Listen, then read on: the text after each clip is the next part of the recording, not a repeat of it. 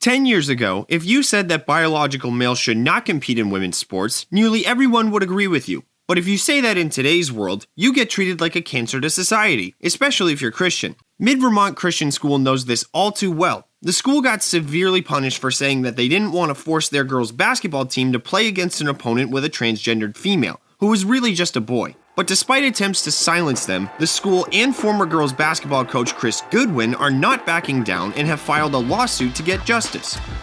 For MRC-TV, I'm John Simmons and welcome to the woke world of sports. In February of 2023, Mid-Vermont forfeited a game against Long Trail School because their opponent had a biological boy playing on their roster. School Chief Vicky Fogg said it jeopardizes the fairness of the game and the safety of our players. If you look at this video, you can see why Mid-Vermont didn't want to play. Not only does the boy have a distinct physical advantage over the real girls, but he's also hurting them. Why would any school allow this to happen? In retaliation to Mid-Vermont's heinous display of common sense and religious conviction, the Vermont Principals Association banned all sports teams from Mid-Vermont from playing in any games, regular or postseason, moving forward. Those policies, the first and second on the list of rules, commitment to racial gender fair and disability awareness, and policy on gender identity, respectively. This means the Eagles are ineligible to compete in all Vermont sports or interscholastic activities from now on. Furthermore, Goodwin was banned from coaching in the state of Vermont altogether.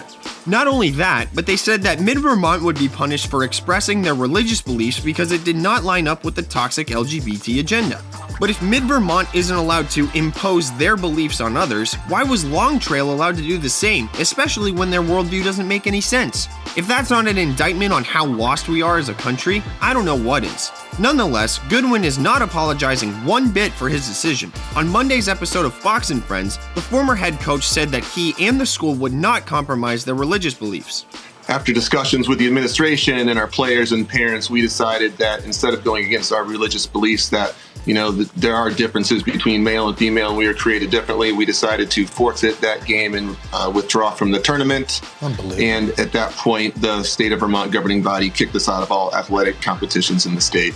Goodwin added that if he were to force girls to play against boys in any context, he would be acting irresponsibly. I've got 4 daughters. I've coached them all at one point in their careers playing high school basketball. I've also filled in for the boys coach when he can't make a practice, and I've run those practices. And boys just play at a different speed, a different force, than the girls play at. It's a different game. So I would never bring my girls to a boys practice or have the boys come into our practice and say to them, hey, we're going to scrimmage today. We're going to go game speed, because it is just asking for an injury. And it'd be irresponsible on my part to put my girls and my daughter on the court to play against male athletes.